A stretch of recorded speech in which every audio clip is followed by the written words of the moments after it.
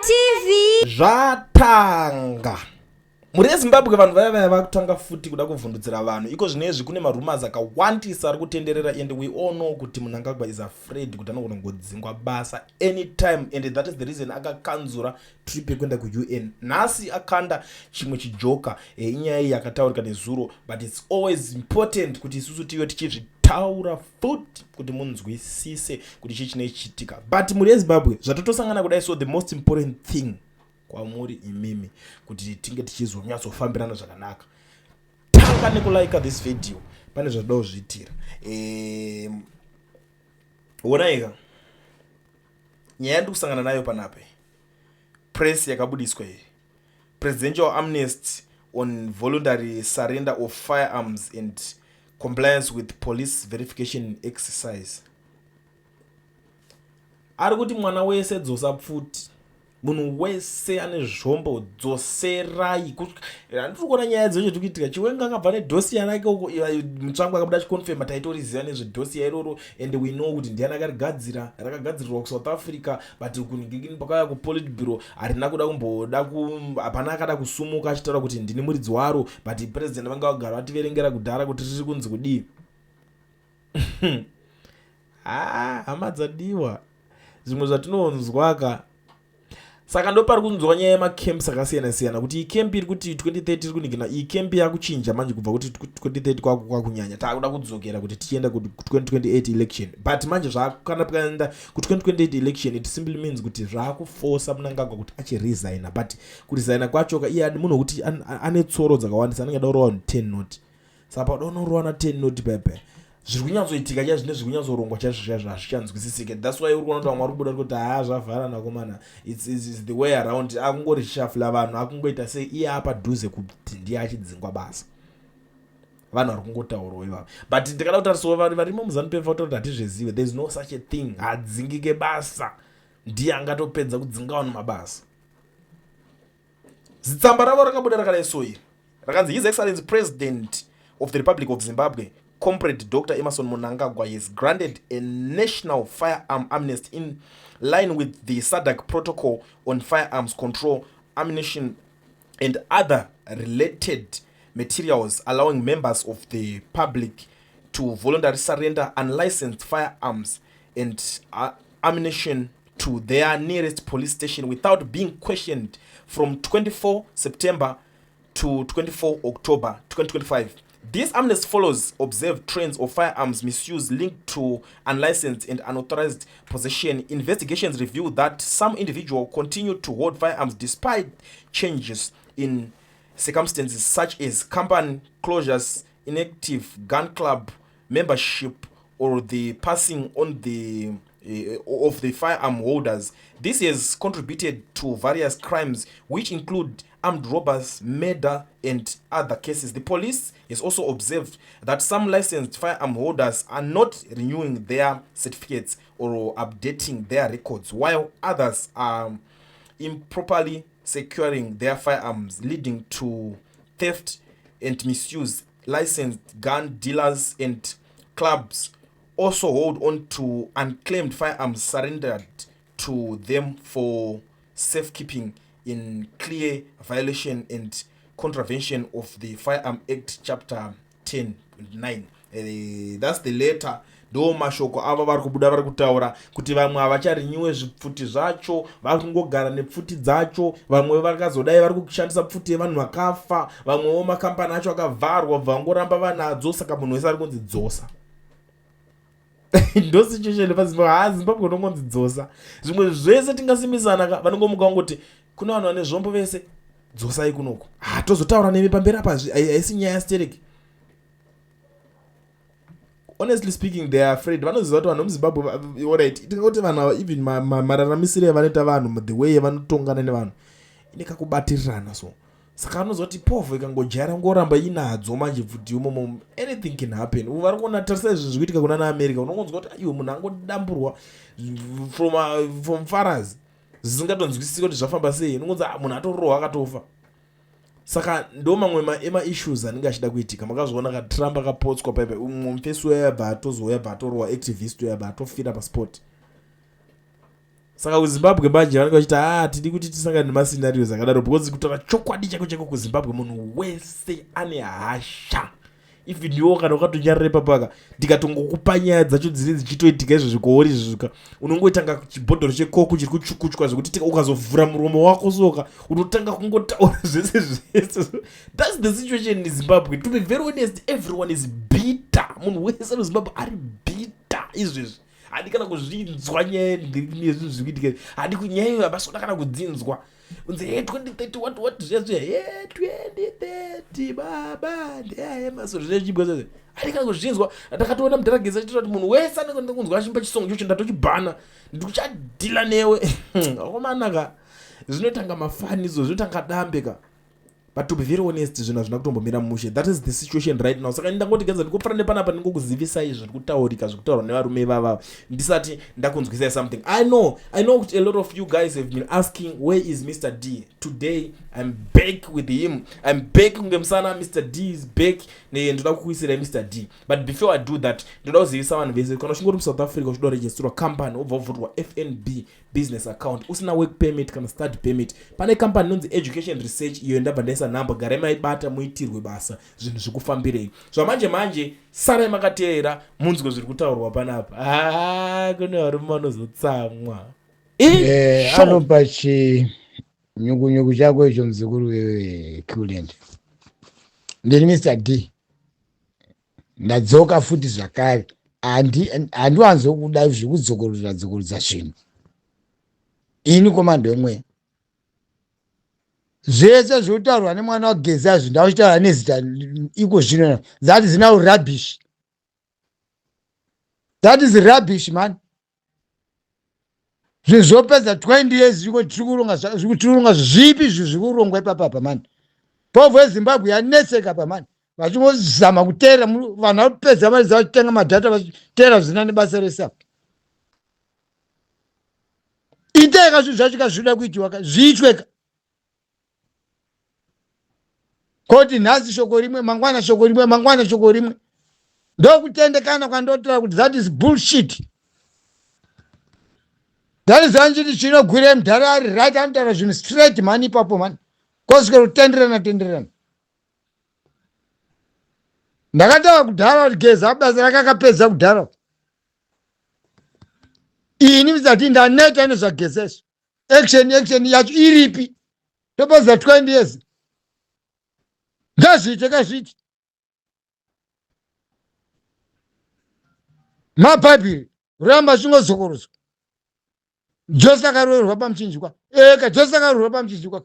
Saka every day Jesu akaroverwa pamuchinjikwa. Kusvika rini? Achamuka here Jesu wacho.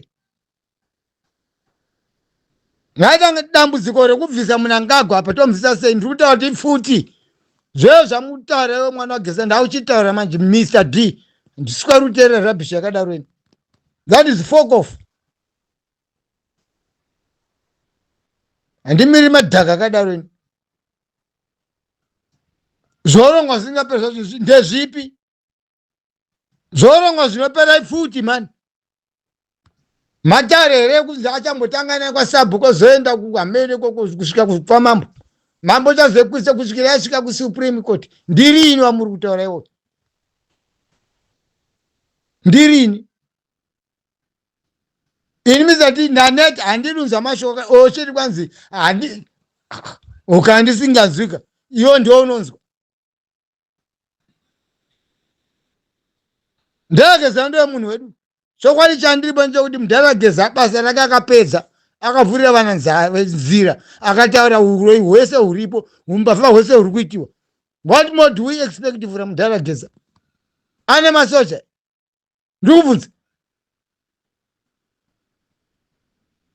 ndikubvunza backup yamungawana mimi revolution pasina masoja pandepi amuri chakakepchiwa chiwa. Ndomuvangwa kutochemerera kuti oneke todini apa komana.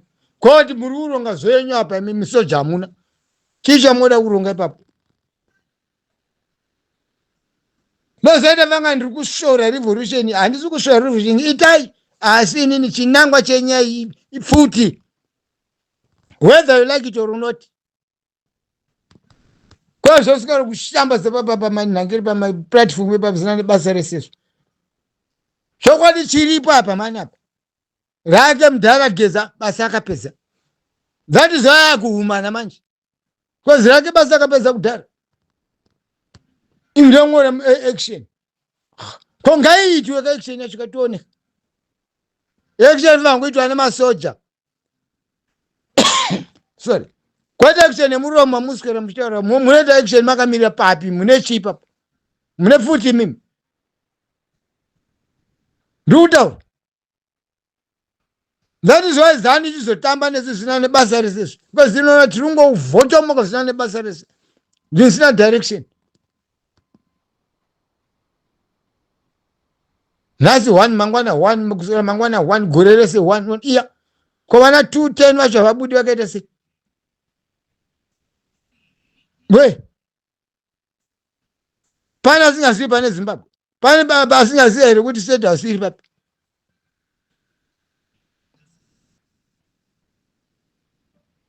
Kumbirai vanhu vane pfuta ivavo vamutaura ivo vana Chwenga vauzei zvipere one time taneta kuduburai zvinhu zvipere kwakuswera kutenderana vanenge hameno chinoredza majuru pachuru choswera yeah. What type of people are we? Taneta nazvozvo nachoona manje Mudhara Geza anzi nenyika yese zirabhish hapana zvakuti basa rake akapedza kudhara. Just tell me nyika yese yanga kamirira kuti ichanzwa kuti tichanzwa mashoko achabva kuna Mudhara Geza. Nderipi shoko rakabuda? Ina handina favor. Zvanzi Mudhara chinogwirewe ari right Mudhara haana basa rekuswera kutendera anotaura zvinhu sezvazviri straight man.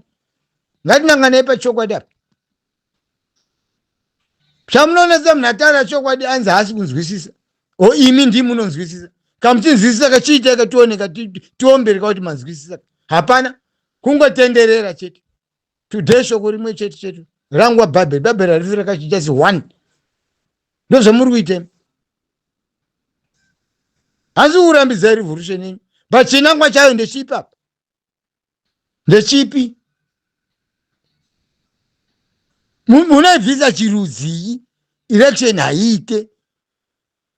Mwaibvisa chirudzi zanu iyoyo. Tovarungotuta varungoba. Nhasi mungochema zvemai maChina ari kungouya makatarisa.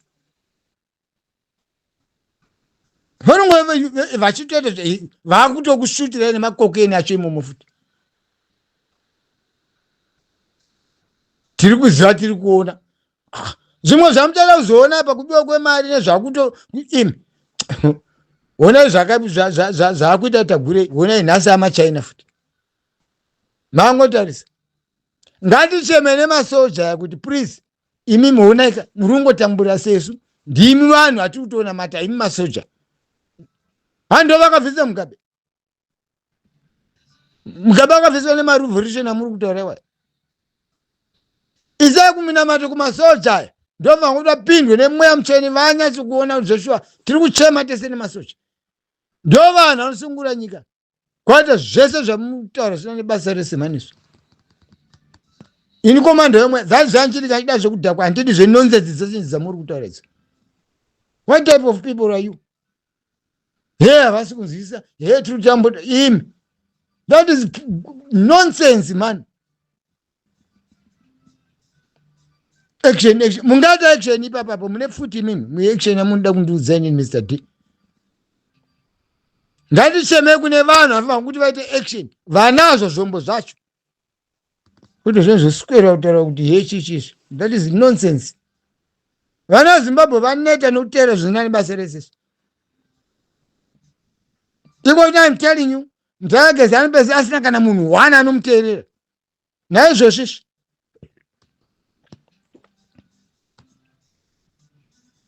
ini kana babangu riri benzi ndototi apa Mudhara pamairasa hawangu nepakaipa pese mongoti correct. Samunhu Mudhara Geza anonasa zvinhu zvese mimi. Hamusi kuona kuti ndomwe kumamira akagona pake akapedza. Ikona akutaura igwara rekufamba naro kumasoja uko kwari uchemera kuti matiregerera kwete dzimwe nonsense dzese dzamuri kutaura manesi makaita sekwemi vanhu ndini misadhigwa mando yomwe yeni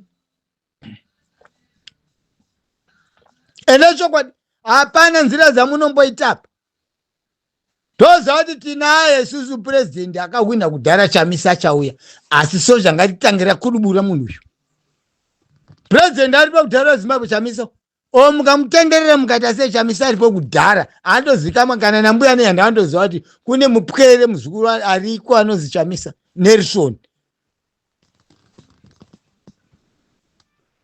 uri mukamuti mubwiri whatever don't know uri mukamuti mugiriki ndiye Chamisa wacho yeye ndiye purezidendi weZimbabwe yeye asi imi masoja faitai Chamisa nepfute hede yabatana vageza vabatana na Chamisa iya munoti paite kwechi nhema inorepaparire chena vabatane Chamisa ari pachena we Chamisa ari pachena ari paruware iye geza ari mubako vanobatana chiruzi ipapo shato neshumba zvingabatana ipapo ina muda kupedzisa Chamisa nezvinhu zviri pachena kudai muda kuti abatwe mimi abva aita ameno kuti vanomuita zvekuita sei kangani kakapukunyuka kangani ekakarohwa Chamisa muda kuti mwana weZimbabwe aite sei right wauya zvakanaka we mutarageza wakavhura kamusangano ndiwe karimwe soja racho kaiwe Chamisa futi anoziva iwe ndio unoziva kaiwe makabatsirana kubvisa chi mugabeka ko uyu chakunesa chi ndimi masoja imi masoja bvisai munangagwa ndo pane nyaya kata kuya kumaelection yekova because takahwina kudhara seo zvavari kuita vezanu kuti mukada kuita maelection ndini vakahwina kudhara ino zvataita kuita kuti tikana maelection takahwina kudhara Chamisa akahwina kudhara ende chiri chokwadi akahwina kudhara chatsvangira akahwina kudhara hakuna uswera kuti nda kuti katazana musoro inini kakaida zvokudhakwa inadi zvopuwa headache I don't want muda ndimwe mvura makusenda mukanini ndashaya maredo ndakumwa mvura manje nekuita kwenyu ikoko ndikubvunza dai Chamisa abatana na ngiri na Chiwenga Chiwenga ari mubako Chamisa ari paruware kuti kana gondorongo yarika munhonga kubatana chiruzi ngavabatane mumweya tote kubatana pamhena apa iro koro kudhara richiona munotamba imi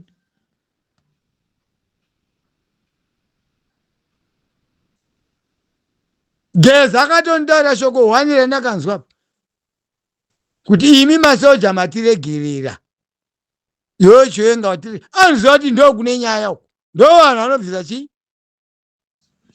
mnangagwa iye geza uyu kana chide ngaapinde kamuZimbabwe macho muna Chamisa tione kuti Roswell ari papi ngaza zvokungotumira mashoko achikumbira kuna Chiwenga kuti iwona kaiwe Chiwenga ngatidai munhu uchimubvisa iwe makamubvisa mese hamuna bvisa munangire iwe mudhara gese hamuna bvisa mugabe muri mese saka uyu ndo chakunesa chii chakunesa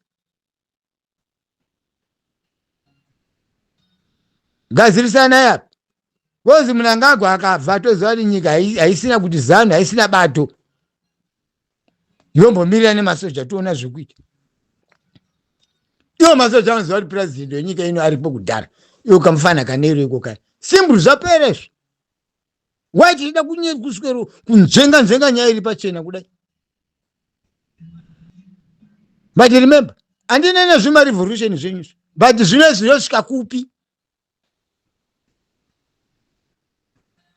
beta kuita kanzato kuburisa nyoka yemabhunu mujeri kwete zvokutonga Zimbabwe kanzato yekuburisa nyoka yemabhunu mujeri. That is another chapter. Hazvine nekubvisa Mnangagwa. Mama muzachiti bufu mimi yeMndarageza nenyaya yenyoka yemabhunu. Why? That is anti kutaura kuti akaramba achingohumana Mndarageza hapana chada kuzonzwa zita rinonzi Geza. Basa rake akapedza pakangoita pekutanga ipapo. Apa yes mashoko akatogona ndekuti imimi masoja matiregerera tokumbira vana veZimbabwe vadini vatambura. Ndo nyaya iripo.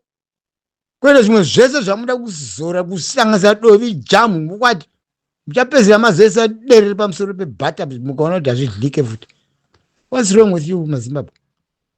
Ye imi notaura imi motaura kuti kwanzi vasingazivi ndivanani. Ndivanani vamotivesa ofunga vanhu kunyarira mapenzi shamisa unyarira kwake moti stupid mimi.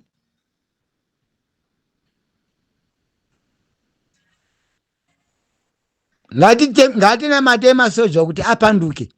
Finish. Ndo pane nyaya zvimwe zvese zvitiri kupedza ngwapa. Ndini misati ndikudzai. Mungaparidza mukaita sei basi hapana because hamuna kana vhorovhoro zvayo futi hapana. Ngatinamate vanazo futi mumabharata. Ndo vandaura kuti futi dzeZimbabwe dzirimo ndedzedu isu. Ndedzedu katesani nezevana veZimbabwe. Ngatibvutirane futi dzacho ngatibvutirane ipapo. Kwevo muzana majando amwari kuti yeye azviti vamwe achiti zvinoita ndizvo zvione pafuti ipapo. Atanga ngatiurayane ipapo right zvipere. Kwezvo ngazingotungana dzega ndezemudanga dzezano aiwa sezvo ndovega vari kusafa munhu wese ari kusafa muZimbabwe futi dzacho ndedzetese man. What's wrong with you? Ndaneta kunzwa nazvo izvi. Ndaimbobvunga kuti kuda ndichanzwa kuti mudhara uyu soro yakadai dzimwe dzandaitofunga kuti ndozatototora idzozi dzakubufura iyi kuti matiregerere masoja. Ndo gwara remasoja raanotaura Mndarageza iroro moda kuti ahukura achiti kudi moda kuti ahukura achiti kudi. Ndapedza nemi ina asida zvekutaura zvoni ngaida zvinchida hangu zvekudhakwa murege kuda kundikatasa handiri zvemabhipi asina nebasa rese. Munyarare dzimwe nyaya dzenyu dzekuda kuti tanga kuti tsetsanangura chinyi chacho chamuda kutaura zvaMndarageza chi ndani stupid asiri kuziva nhamo yese iri muZimbabwe. Munhu woda kutanga kutaura ndakuti iwe ndakuti uri mwana waMndarageza. Mndarageza ari right. Iwe ndoda kutovhiringidza mudhara wako iwo. Because hausi kutaura chokwadi kuti mudhara mune akaposa kutaura. Because zvinangwa zviripo muda kunanga muda unosvika kuita ari kupopu ameno kwapopu. Unoona matiwa. Zimbabwe haina zvana popu. Haina zveBhaibheri. Nderopa. Telling you. Ini Mr. D komando yemwene. Ndapedza nemi. Asi kurambidza kuti murambe muchikosera kukosera kwamuri kuti asi muchakosera kusvika marutsa because hamuna pfuti. Ngatinamate kumasoja apanduka apindwe nemweya wanehanda nemweya anatongogara kuti aiwasvi kweyeto mweya watongogara urimo masoja macho imomo. Yes, ndoatoda izvo. Wobhakanura wobva iye nangiro gargo crocodile zvopera. President aripo kudhara wenyika ari kuzikamwa pasi rese aripo. Iye anonzi akamedzwa iye ari akamedza. Yes. Aiwa.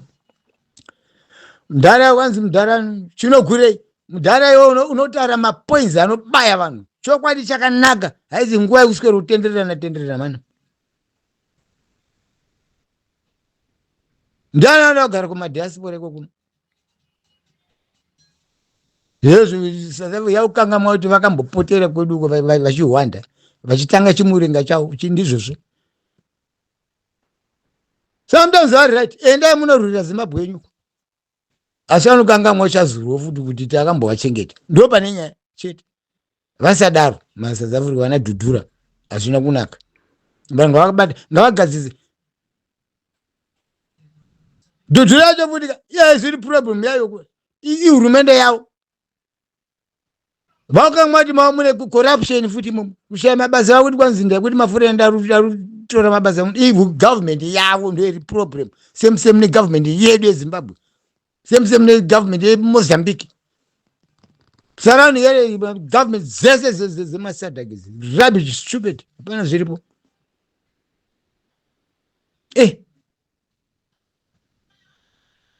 Atidi kudaro ngatiburirane pachena. Kweshe kuti varikuita zvakati havazi iwe ndo unoziva iwe. Kana vangu vachiziva right uri kutsvage ikoko wakahwanda ikoko kuSouth Africa kwacho.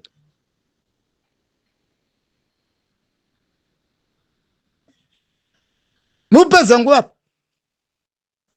taurai nyaya yenyoka mabhunu chete ndingainzwa kuti nyoka mabhunu toita sekuti abude kwete kutora Zimbabwe yakutora Zimbabwe futi. Dear comrades, Mandis, ndini Mr. D. Andidi kuramba chidzokorza zveuswera muchibufura paplatform yakure ndi muchitaura nezvinhu zvisina basa rezvo. Muchapedzera achapedzera kuvharai futi kure ndakuvharai anongotipedzerana taurai mwayai. Zvazai zopedzera kuseka kakureni. Chirongoti azotaura kuti asi uyu anenge anopenga azotauri anongoseka zvake bofura zvakachuru hake kana riri bhodho rake remvura kana riri orange remazuva ameno zvatopera. Ndini Mr. D komando yomweya ndati ngatichemei kumasoja. Ndo pane mibvunzo yese nemaanswers ese zvimwe zvese tiri kumburuka mumhepo mujecha nekumhanya paruvari panochedze kuti amene madonhero acho kuti unoita zvakadini. Mazvinzwisa zvoo zvamurungu resi hakuna kwazvinosvikesvi. Ndopamazopedzera makuzvamaridza vanhu futi papa. Ndikutaurirai vanhu ngavabvise mari dzenyoka yemabhundu abude mushere. Kwete dzimwe nyaya dzekuti kwanzi mari kusunungura Zimbabwe forget. Futi ndati futi dzirimo kudhara muZimbabwe nemasoja acho aripo kudhara akatotirenewa. Hakuna munhu ukanzwa vanhu kutaura kuti itono ndonoswera ndaibata. Unotora nguva yakadini kuti utirenewe? Vamwe tapedza 6 months chinzi munhu akasobuda muna nemufiriji macho hausati 6 months unongwa mutraining uchabva kushanda futi apa. Imoda kutaura zvetraining iyo masoja akatrainwa kudhara aripo. Masoja aripo kudhara anoziva left right pick it up go front whatever left 10 right 10 fire zvapere. Ndini komando yomwe Mr. Dean ndizvoswikorepo hedi ndisina basa resapa. Ndaimochama naye chiwemba oro iri zano yanga imbavha asika ndo vanhu varizwe futi ndakonvinziwe chiwenga yakukonza masoja kuti zviripo ngazvichida isoso ndo pane nyaya. Mukatanga kutuka chiwenga ndo varidzi vacho vefutika varume tinofuta moto nenhamo. Hatokuchiwenga mukamutuka mwetora senyika iyo variwo vanazofuti zacho nemakomori dzake. Masoja angu vafana vehundiwa. Samotambira uko ndekokutiombera maoko takafugama uko kumasoja une kuna chiwenga kwete kutomutuka mutaura forget. Atiitori Zimbabwe. Ndati ndini komando yomwe Mr. D Zimbabwe unotorwa nechi negidi ngangani lunguza.